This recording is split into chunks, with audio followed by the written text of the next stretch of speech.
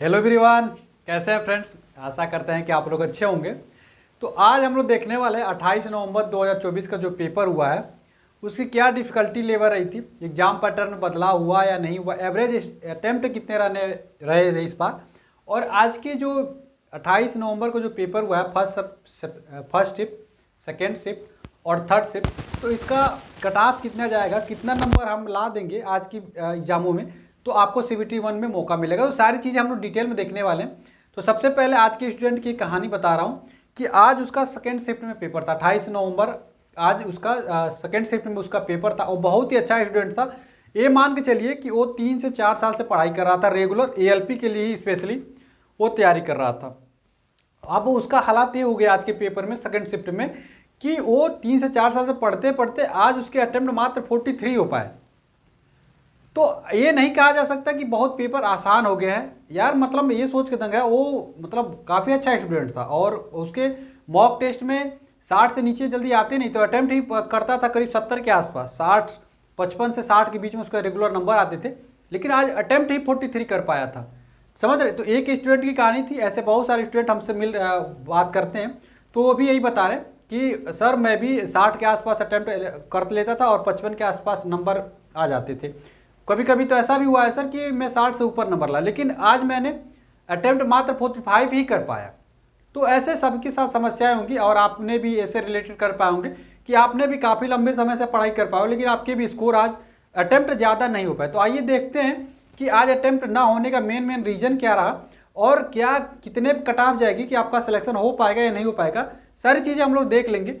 तो आइए हम लोग वीडियो को शुरू करें। तो सबसे पहले हम देखेंगे ALP CBT 1 जो 28/11/2024 का जो पेपर हुआ है तो उनकी कट ऑफ क्या रहने वाली है। हालांकि जो पहले भी एग्जाम दे रखे हो अब इससे निर्धारण कर पाएंगे कि उनके कट ऑफ में क्या परिवर्तन होने वाला है।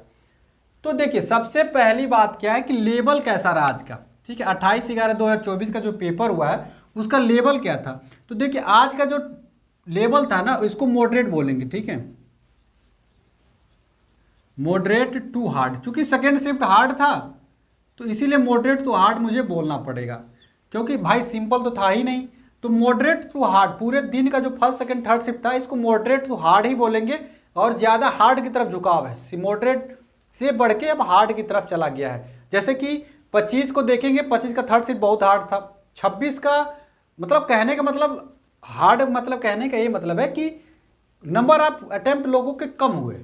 ठीक है, 26 का भी थर्ड शिफ्ट था। 27 में देखेंगे सेकेंड शिफ्ट और थर्ड शिफ्ट दोनों थोड़ा सा ठीक ठाक लेवल में थे। ठीक, और 25 का तो ठीक है, 26 का सेकेंड शिफ्ट भी थोड़ा सा था, मतलब लेवल में था, मॉडरेट ही लेवल तक था।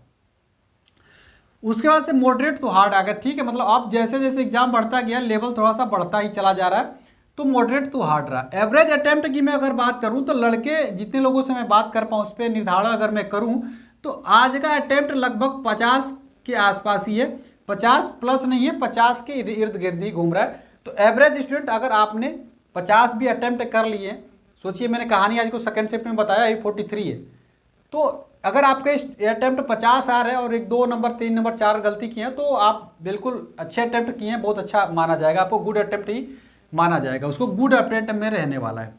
अटेंडेंस की अगर हम बात कर लें तो आज का अटेंडेंस जैसे लड़के बता रहे हैं, तो आज का अटेंडेंस में देखेंगे तो आज वही अटेंडेंस आपको 72% से 75 पर, कहीं कहीं 72 देखी गई है, कहीं कहीं 75 के आसपास अटेंडेंस है।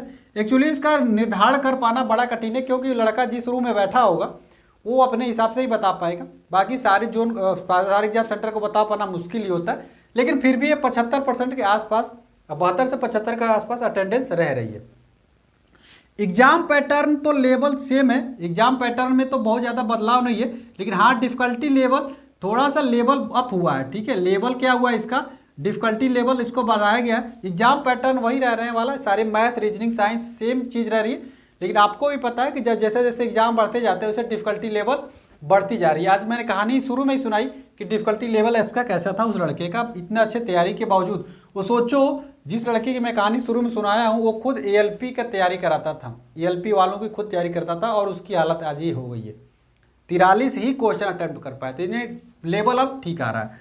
तो math reasoning science and current affair, ठीक है, इसमें देखिए करंट अफेयर की तरफ तो वही चीज़ है, मैथ सिंपल ये आ रही है। बस 3 या 4 क्वेश्चन ऐसे आए थे आज के पेपर में जो कि आपको भी परेशान करेंगे, अन्यथा 15 क्वेश्चन तो ऐसे थे जिसमें आपको ज़्यादा परेशानियों का सामना नहीं करना पड़ेगा। ये शुरू से ही ऐसा चला आ रहा है, ठीक है। तो आज भी पजल परेशान, रीजनिंग में परेशान किया है, रीजनिंग में आज भी लोगों को परेशान थे, सिटिंग अरेंजमेंट में आज भी परेशानी हुई है।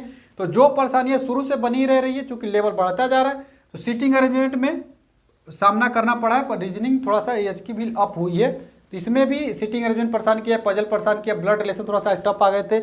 और सबसे बड़ी बात, और रैंकिंग के जो सवाल आते हैं जिसमें रैंक को बदलना रहता है आगे पीछे, तो जैसे नहीं होता है कि जैसे कि लगातार कोई चीज़ दे दिया, कोई बहुत बड़ा नंबर, जैसे अम्ब्रेला दे दिया, अम्ब्रेला को अंक कर दिया, आगे पीछे बदल दीजिए, फिर जो सम संख्या, जो सम है उसमें एक जोड़ दीजिए, जो विषम है उसमें घटा दीजिए, फिर बाएं से दाएं, तो मतलब टफ पेपर पड़ गया। तो रीजनिंग के लेवल आपका अप हुआ, तो थोड़ा सा रीजनिंग थोड़ा सा अच्छे से पढ़ के जाइए। साइंस में थोड़ा सा न्यूमेरिकल क्वेश्चन 1-2 अब आने लगे हैं, तो न्यूमेरिकल क्वेश्चन भी थोड़ा सा प्रैक्टिस अब टाइम है तो कर लीजिए 29 तारीख वाले, नहीं तो कोई भी दिक्कत परेशानी की बात नहीं है। जो सबके साथ होगा वो आपके साथ भी होने वाला है। तो साइंस ठीक ठाक पेपर ये भी था, तो अब वही न्यूमेरिकल कहाँ से करेंगे, ऊर्जा शक्ति वाले में कर लेंगे, चाल समय वाले में कर लेंगे, ठीक है। और विद्युत वाले में I² RT वाले पे कर सकते हैं, ध्वनि वाले में V = λ से सवाल आ सकते हैं। तो इन सबों से थोड़ा सा प्रैक्टिस करके चले जाइएगा। करंट अफेयर का तो वही है कि आ ही रहा है ऐसे कि आपको समझ भी नहीं रहा, तो मैं तो इस पर राय नहीं दूंगा कि आज आपका टाइम खराब करिए। जो भी आपको करंट अफेयर अभी तक पढ़े उसी पे निश्चित रहिए, उसी पे विश्वास करिए और निश्चित तौर पे आपका सिलेक्शन होगा। तो आज की वीडियो से हम कट ऑफ देख लें कि कट ऑफ कितनी जाएगी। तो अब मेन इंपॉर्टेंट तो वही है कि आज कितना नंबर लेके आएंगे, तो आपको कट ऑफ आपके हिसाब से जानी चाहिए। तो देखिए आज का देखा जाए कट ऑफ कितना जाएगा। अगर किसी तरीके से अगर कट पीट के देखेंगे जनरल कैटेगरी में, आप किसी भी जोन में रहते हैं और जनरल कैटेगरी में आज भी आपके नंबर उतना ही आ रहे हैं।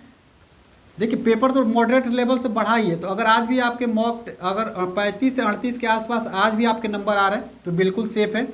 ओबीसी कैटेगरी और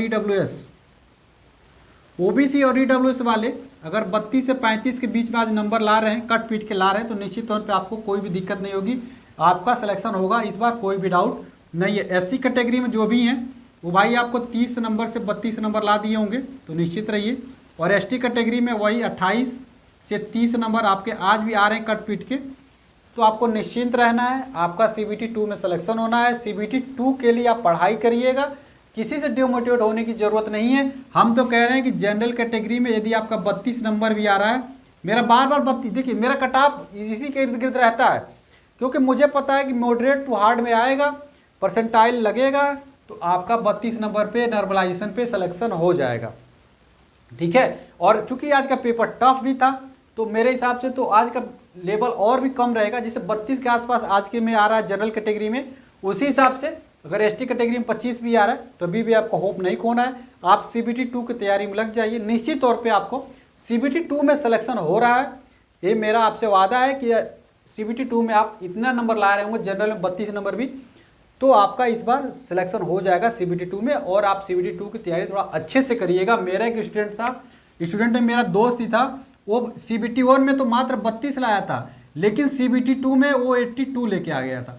सोचिए इतना हाई जंप, वो कितना मेहनत किया होगा 90 दिनों में, समझ रहे हो, तो 90 दिनों के लिए कितना मेहनत किया होगा, तो उसका 82 आया होगा। तो इसीलिए अगर आपके भी इस बार नंबर कम आ रहे हैं, 32 के आसपास है जनरल कैटेगरी में, वो भी जनरल ही था, अगर आ रहे हैं तो निश्चित तौर पर CBT 2 जो 90 दिन मिलेगा, इसके लिए आप जी जान लगा दीजिएगा, तभी आपका 90 दिनों में सिलेक्शन हो पाएगा। अन्यथा अगर आप जान नहीं लगाओगे, आपके नंबर फिर कम आ जाएंगे। तो चूंकि ये तो क्वालिफाइंग एग्जाम है, आप कट ऑफ को पार कर जाएंगे तो सिलेक्शन हो जाएगा, लेकिन वहाँ से 70% आपके जुड़ेंगे भी, जो कि फाइनल कट ऑफ में आपको बाहर किया जा सकते के लिए पर्याप्त है, ठीक। तो आप इतने नंबर ला रहे हैं तो किसी के भी बहकाव में नहीं आना है, अपने आप को हिम्मत देना है कि मेरा सिलेक्शन हो रहा है CBT 2 के लिए। CBT 2 की जो भी सिलेबस है, मैथ, रीजनिंग, बेसिक साइंस जो 50 नंबर की आने वाली है, बेसिक साइंस, इंजीनियरिंग, इसको अच्छे से कंप्लीट कर लीजिए, निश्चित तौर पे आपका सिलेक्शन CBT 2 में होगा। और एक दिन माँ बाप के सपने को पूरा करना है, इसी मोटिवेशन के साथ। वीडियो अच्छी लग रही हो तो वीडियो को मेरे लाइक भी करते रहिए, मुझसे जुड़ना है तो सब्सक्राइब कर लीजिए मेरे चैनल को, और मेरे व्हाट्सएप ग्रुप में जुड़ जाइए, मेरे टेलीग्राम से पढ़ाई करना तो टेलीग्राम चैनल पर भी